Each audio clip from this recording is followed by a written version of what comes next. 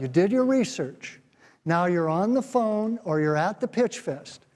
You've established a relationship with acknowledgement or commonality.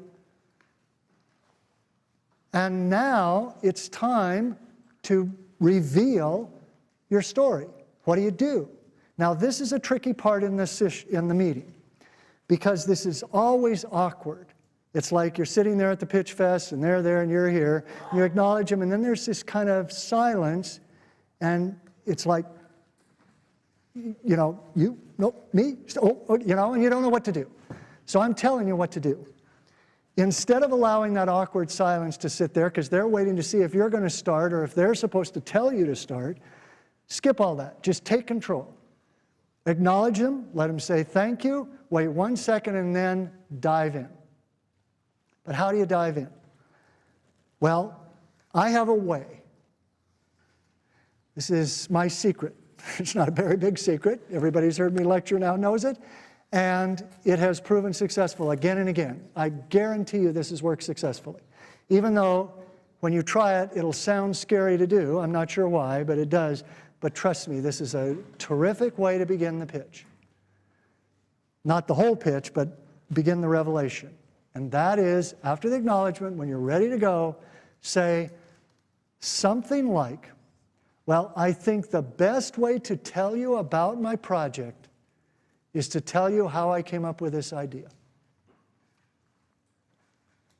I think the best way to tell you about my screenplay is to tell you how I came up with this idea. Why is that good? Several reasons. Number one, it gets the ball rolling. Number two, it sort of eases you in.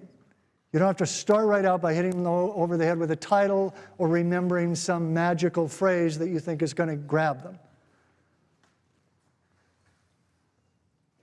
Next of all, it will access your passion fairly quickly, because chances are, whatever it is that grabbed you about the story to begin with, that's still what you love about it. You read something, there's something that happened to you in your past, you've always been a fan of certain kinds of movies, and you were thinking about, what could I come up with? There's elements of movies you enjoy, but you've never put them together. You read a novel, you read a play, and you got the rights, whatever it was. So whatever it was that grabbed you is probably where your passion lies. This will get you into it. And finally, it's a good way to begin because it gets you out of being nervous fairly readily.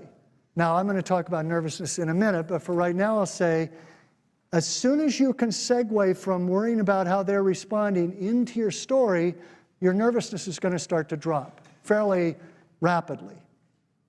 Okay, so if you say, let me tell you how I came up with this, now you don't have to remember any magical phrases. You're telling them how you came up with it. If you stumble around, it won't be any big deal because you only came up with it one way and you've rehearsed this, so that's what you'll say. So once you're into the story, nervousness subsides, and this will get you there. And then you tell them how you came up with the idea. So did you notice that's what I did when I said this is how I was accessing my passion about the baseball cards? I said, I didn't say, let me tell you how I came up with it, but I would have. And then I'd say, when I was a kid, my father and I, baseball cards, yada, yada, yada. So I started thinking, what if? And the words what if are then a great segue into the fictional story that you created out of however you came up with it. I've always been a huge fan of horror films. But in every horror film I've ever seen, the hero is always, you know, some earthling who faces some monster. But I started thinking, what if the hero of a movie was a monster who has to come up against earthlings? I like the baseball card story better, by the way. I just made that up too. But you notice how I went from this is how I came up with the idea to what if, and as soon as I say what if, I'm now telling the fictional story that is my script.